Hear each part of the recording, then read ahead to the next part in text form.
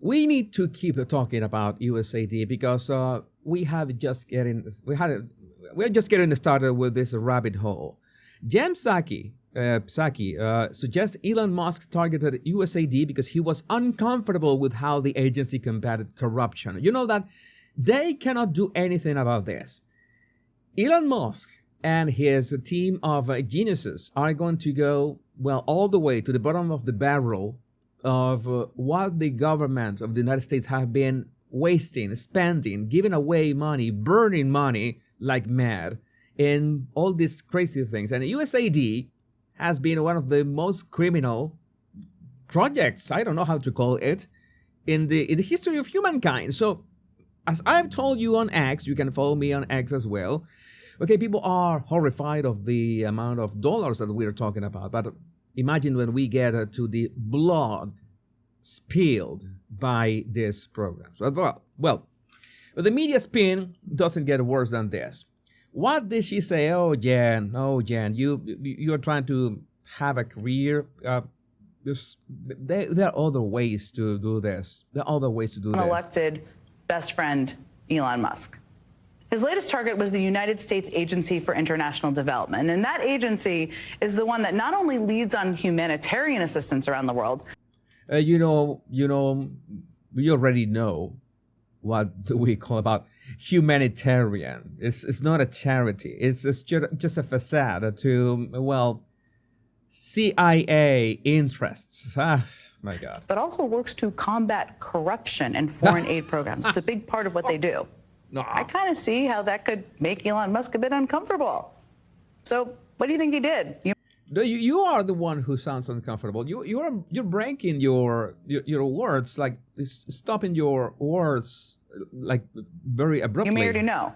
Well, he removed 2 of the top leaders of the organization who wouldn't do his bidding over the weekend. Well, no, they removed themselves. Like they essentially went running. They scrambled away. And then overnight, last night, employees received an email ordering them not to come into the office today. They weren't given a reason or any sort of rationale. They were basically just told not to show up. Many were even blocked from the system and locked out of their email accounts. We're also it's important so they cannot, it would be useless if they try to delete things because all would be on the server of the institution. Even if you have a corporate account, if you delete your emails, there will still be a copy. There's something that you have to know, by the way. For every email that has been sent in the history of humankind, there are 2 copies somewhere. So even if you delete emails, don't worry. Those even the spam emails, there are always going to be 2 copies of every email sent by every human ever somewhere. So yeah, there are copies of all that somewhere. Also seeing something similar happening in the Treasury Department. In the last few days, Elon Musk and his Doge pals have been granted access to the federal payment system that handles paychecks to federal workers, Social Security checks, tax refunds, and basically incredibly sensitive personal information about anyone who gets those payments. This takeover is also happening across the Office of Personnel Management, where Musk has... I don't know, but somebody must have had access before Elon Musk to that. So she's just complaining that Elon Musk has access to that right now himself and his Doge pals. That is catchy. Good one, Jen. Has gained unprecedented access to federal human resources databases that house sensitive personal information about millions of federal employees. And I'm going to talk with the reporter who broke that story today about what else he's learned later in the show. Okay, so we have that, and we also have that there's an urgency to get to the bottom of this. And Marco Rubio has been very clear about what is the future of USAID. Because we need to know, where are we going? Is this going to be reformed? Is this going to be restructured? Is this going to be refocused? Or is it going to be absorbed by the Department of State? And now the head of USAID.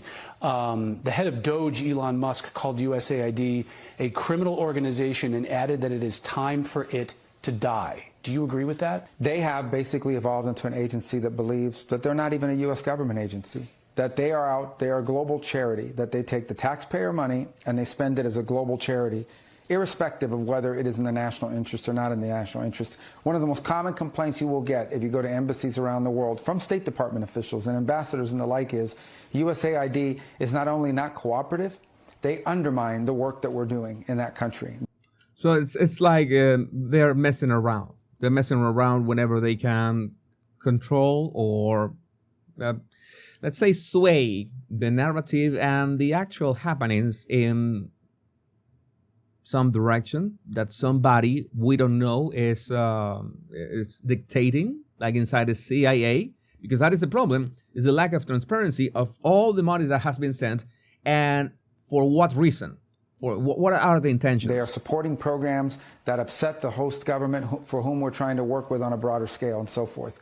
So they're completely unresponsive. They just don't consider that they work for the U.S. They just think they're a global entity and that their master is the globe and not the United States. And that's not what the statute says, and that's not sustainable. Can it be reformed, or does it need to die? Well, that was always the goal, was to reform it. But now we have rank insubordination. Now we have basically an active effort where their basic attitude is, we don't work for anyone, we work for ourselves. Yeah, imagine that. We work for ourselves. They're trying to, oh no, you can't touch us.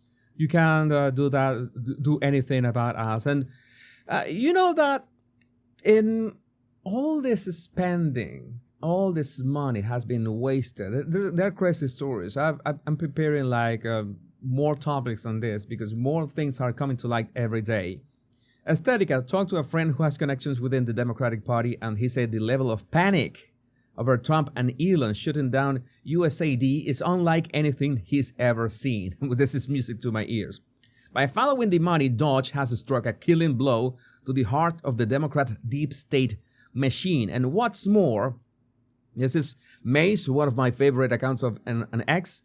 I just stumbled on a ProPublica site with a tool built in that allows you to see the money wasted by USAID and Department of Defense on failed projects in Afghanistan up until 2015. So you can go to ProPublica to check that out.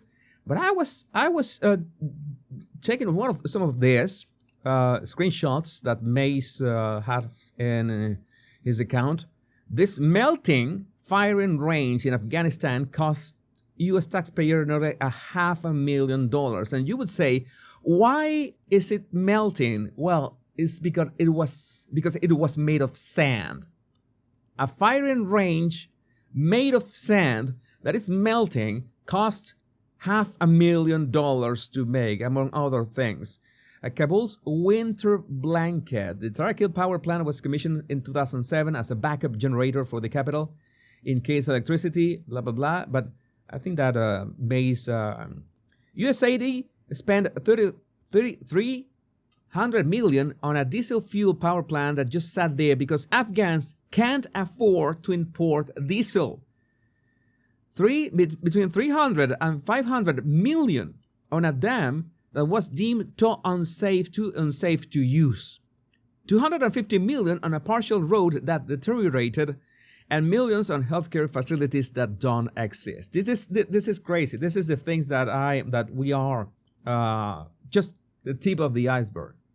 Like USAID is just the tip of the iceberg that has been happening, and this is why we're about to talk about that. They have put like all these threats on Elon Musk and these kids. They're basically kids.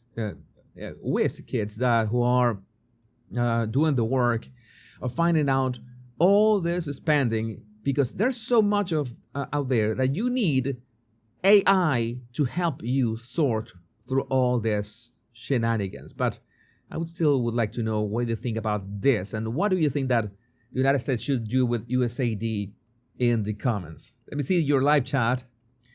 And remember to download my 100 free body language tips in the description of this video, and you will be subscribed to my awesome emails as well.